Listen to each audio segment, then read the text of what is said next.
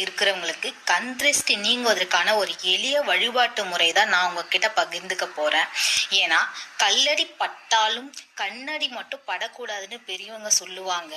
அந்த அந்த கண்ணடி அப்படின்றது நம்ம பக்கத்துல இருக்கிறவங்களால கூட வரலாம். ஏன் நம்மளே நம்ம வீட்டில் இருக்கிறவங்க மேல கண் திருஷ்டி வைப்போம். இப்போ நம்ம வீட்டில் ஒருத்தவங்க யாராச்சும் அழகா ட்ரெஸ் பண்ணிட்டு போறாங்கனாக்கா என் கண்ணே பட்டுடும் போல இருக்கு அப்படின்னு சில பேர் வாயை திறந்து சொல்லுவாங்க. சில பேர் மனசுக்குள்ளேயும் நினைச்சுப்பாங்க. ஸோ நம்ம வீட்லயே நம்ம மேல கண் திருஷ்டி வைக்கும் போது மற்றவங்க கிட்ட சொல்லவே தேவை கிடையாது. நம்ம வீட்டில் இருக்கிறவங்களே இப்படி நினைக்கும் போது வெளியே இருக்கிறவங்க வேலை செய்கிற இடத்துல இருக்கிறவங்க, தொழில் செய்யும் இடத்துல, அந்த மாதிரி பல இடத்துல இருக்கக்கூடிய மக்கள் பார்த்து நல்ல வாழ்க்கை இவளுக்கு அமைஞ்சிருக்கு அப்படின்னு சொல்லும் போதே அந்த ஏக்க பெருமூச்சு கூட ஒரு கண் திருஷ்டியாக தான் மாறும். அதாவது அவங்க எண்ணம் கெட்ட எண்ணம், பொறாமை எண்ணம் அப்படின்னு சொல்ல முடியாது. நம்மளால இவள மாதிரி இப்படி இருக்க முடியலையே, இவ இருக்கிற மாதிரி ஆடம்பர வாழ்க்கை நம்மளுக்கு கிடைக்கலையே அப்படின்னு நினைச்சு ஒரு பெருமூச்சு விட்டாங்கனாக்கா அதுவே நம்மளுக்கு கண் திருஷ்டியா தான் மாறும். அந்த மாதிரி கண் திருஷ்டி வரும்போது நம்ம வீட்டில் அடிக்கடி பிரச்சனை வரும், சண்டைகள் ஏற்படும். அதாவது உடம்பு சரியில்லாம போகிறது, திடீர்னு காரணமே இல்லாம சண்டை வருது. கோவிலுக்கு கூட திடீர்னு கிளம்பி போவீங்க, நல்லா தான் போவீங்க. போறப்ப கூட நம்ம ஒரு கார்லயோ ஆட்டோலயோ ஏதாச்சும் ஒரு வாகனத்துல போகும்போது நம்மள ரெடி ஆயிட்டு நம்ம போய் வண்டி ஏறும்போது கூட ஒரு 4 பேர் பார்ப்பாங்க.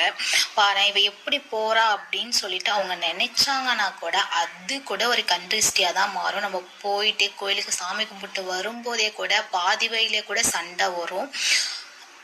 அவங்க ஒரு மூளைக்கு கோச்சுக்குன்னு போகிறது, நம்ம ஒரு மூளைக்கு கோச்சிட்டு போகிறது, இந்த மாதிரி எல்லாம் நடக்கும். வீட்டுக்கு ஒரு அமைதியான சூழ்நிலை இருக்கவே இருக்காது. இதுக்கு காரணமும் அந்த கண் திருஷ்டி தான். அதுக்கப்புறம் பொருளாதார பிரச்சனைகள் வரலாம். அதுக்கப்புறம் நோய் நொடி இருந்துட்டே இருக்கலாம். சில அமானுஷமான விஷயங்கள் நடக்கலாம். இது எல்லாத்துக்கும் காரணம் இந்த கண் திருஷ்டின்னு நம்ம சொல்லலாம். ஸோ இந்த கண் திருஷ்டிலாம் நீங்கள் ஒரு சக்தி வாய்ந்த பரிகாரம் தான் இப்ப நம்ம பார்க்க. இத நீங்க என்னைக்கு செய்யறது ரொம்ப நல்லதுன்னு பாத்தீங்கன்னா ஞாயிற்றுக்கிழமை செய்யறது மிக மிக மிக மிகவும் நல்லது. இத ஞாயிற்றுக்கிழமை எந்த டைமிங்ல செய்யணும் பார்த்தீங்கன்னா மாலை நேரத்தில் தான் நீங்க செய்யணும். மாலை நேரத்துல வீட்டில் இருக்கிற அனைவரையும் வச்சு மாலை நேரத்துல, அதாவது விளக்கு ஏத்தனதுக்கு அப்புறம் வீட்டுல 6 மணிலிருந்து 7 மணிக்குள்ள இதை செய்யறது ரொம்ப நல்லது. உங்க வீட்டுல ஒரு 4-5 பேர் இருக்கீங்கன்னாக்கா இப்ப நான் இந்த வீடியோவில் காமிக்கிற இந்த குவான்டிட்டி போதும். அதுவே உங்கள் வீட்டில் ஒரு 10 பேர் இருக்கீங்கனாக்கா இந்த இருக்கிற குவான்டிட்டியில் டபுள் குவான்டிட்டியாக எடுத்துக்கோங்க. இப்போ நான் சுற்றி போகிறது 5 பொருட்கள் எடுத்திருக்கேன். என்னென்னு பார்த்தீங்கன்னாக்கா 3 வரமிளகாய், உப்பு, இது கடுகு, கருப்பு கடுகு, வெள்ளை கடுகு ரெண்டுமே எடுத்திருக்கேன். அதுக்கப்புறம் மிளகு, அதுக்கப்புறம் கற்பூரம். ஓகேங்களா? இதுவே பெரிய குடும்பமா இருந்தீங்கன்னாக்கா இதோட குவான்டிட்டி கொஞ்சம் அதிகமா டபுளா எடுத்துக்கோங்க. இது அனைத்தையும் எடுத்துட்டு உங்க வீட்டுல இருக்கிறவங்க எல்லாரும், பெரியவங்கல இருந்து சின்னவங்க வரைக்கும் எல்லாரையுமே கிழக்கு பக்கம் பார்த்தபடி உட்கார வச்சுட்டு, திஷ்டி எடுக்கிறவங்க மேற்கு சைடும், திஷ்டி கழிக்கிறவங்க அவங்க கிழக்கு சைடும் உட்கார வச்சுட்டு நீங்க திஷ்டி எடுக்க ஆரம்பிக்கணும். இதை யாரு செய்யணும்னு பார்த்தீங்கன்னா வீட்டில் இருக்கிற பெரியவங்க, அதாவது வயசானவங்க இருந்தால் அவங்க செஞ்சா ரொம்ப நல்லது. அப்படி இல்லைன்னா யாரு செஞ்சாலும் சரி பெண்கள் செய்வதுதான் மிகவும் நல்லது. இது நீங்க வலது கையில செய்யணுமா இடது கையில செய்யணுமான்றதை விட இதுக்கு ஒரு நல்ல விஷயம் ஒன்று இருக்கு. அது என்னன்னு பார்த்தீங்கன்னா தேங்காவோட சிரட்டை. இதை எடுத்துட்டு இதுல இருக்கிற அனைத்து பொருட்களையும் இந்த சிரட்டையில சேர்த்துட்டு வலது பக்கத்துல இருந்து 3 சைடும் இடது பக்கத்துல இருந்து 3 டைமும் நம்ம சுத்தணும்.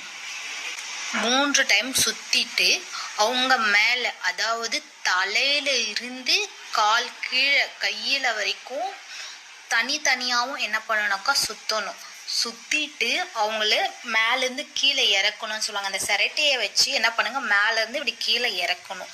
இறக்கிட்டு வீட்டில் இருக்கிற அனைவரும் அதாவது ஸ்பிட்னா அதாவது துப்பணும்னு சொல்லுவாங்க. இந்த சிரட்டையில் துப்பணும். 3 டைம் என்ன பண்ணணும்னாக்கா துப்பணும். இதை நம்ம வீட்டுக்கு வெளியே அதாவது முன் வாசலாண்டை எடுத்துட்டு போயிட்டு நம்ம எரிக்கணும். எரிக்கும் போது நம்மளுக்கு ஏற்பட்டிருக்க அனைத்து திஷ்டிகளும் விலகி செல்லும். இது எப்பவுமே வீட்டுக்கு முன்னாடி தான் செய்யணும், வீட்டுக்கு பின்புறம் செய்யக்கூடாது.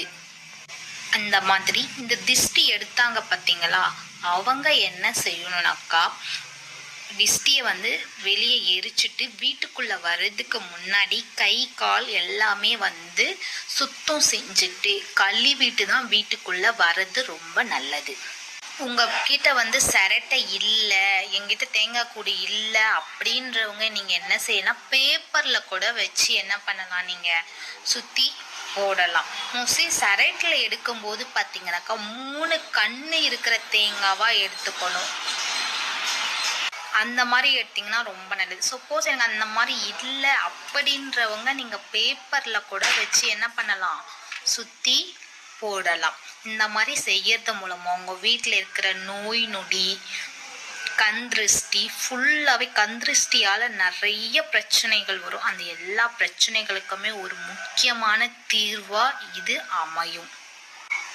இதை நீங்கள் வீட்டில் இருக்கிற சின்னவங்கலேருந்து பெரியவங்களுக்கு வரைக்கும் எல்லாருக்குமே செய்யலாம்.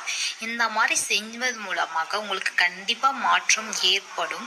இதை வாரம் செய்யலாம். செஞ்சு பார்த்துட்டே வாங்க.